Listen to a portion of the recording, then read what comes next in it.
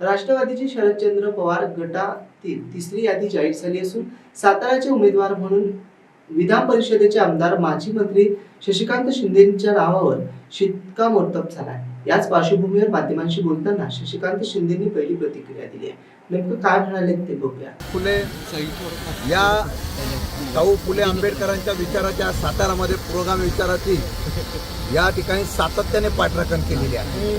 त्यावेळेला माझ्यासारख्या कार्यकर्त्याला या ठिकाणी संधी दिली आहे।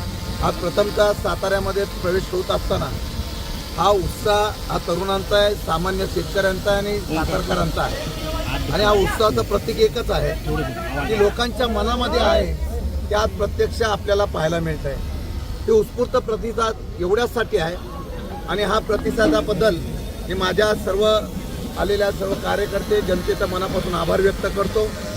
आणि मला खात्री आहे की पवारसाहेबांच्या महाविकास आघाडीच्या माध्यमातून उद्धव ठाकरेजी असतील, राहुलजी गांधी असतील, या सर्वांच्या माध्यमातून सातारा जिल्हा परत एकदा इतिहास घडवेल आणि चव्हाण साहेबांचा, पवार साहेबांचा सातारा जिल्हा आभारित राहील असा विश्वास आहे।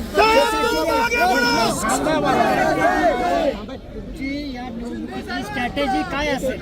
माझी निवडणुकीची स्ट्रॅटेजी सामान्य लोकहित माझी स्ट्रॅटेजी असेल। या सातारा जिल्ह्यातल्या लोकांना जो बदल पाहिजे, अनेक वर्षापासून सातारा जिल्ह्याचा विकास व्हावा, एक वेगळ्या प्रकारचा विजन असणारा नेता असावा, अशा प्रकारची त्यांची अपेक्षा आहे।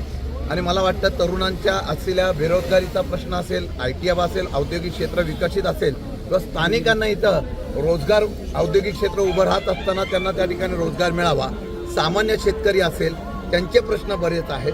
वेगवेगळ्या प्रकारचा या सातारा जिल्ह्याचा बॅकलॉग भरून काढावा अशी अपेक्षा आहे। तेच माझं विजन असेल। मी फक्त विकास आणि सातारा जिल्ह्याचा स्वाभिमान हा उभा करण्याच्या संदर्भातून प्रयत्न करेल, हा विश्वास मी या ठिकाणी देतो। माहितीचे उमेदवार जे आहेत मी अजून समोर उमेदवार कोण आहे पाहिलेलाच नाहीये आणि माझी उमेदवारांच्या बद्दल कुठल्याही प्रकारची स्पर्धा नाही। माझी स्पर्धा जी आहे तत्वाची आहे, महाराष्ट्राच्या स्वाभिमानाची आहे आणि त्यामुळे मी या लढाईमध्ये त्या पद्धतीने पवार साहेबांचा आदेश आल्यानंतर मी तत्काळ या निवडणुकीला उतरलेलो आहे। परिणामाचा विचार मी कधीही केला नाही।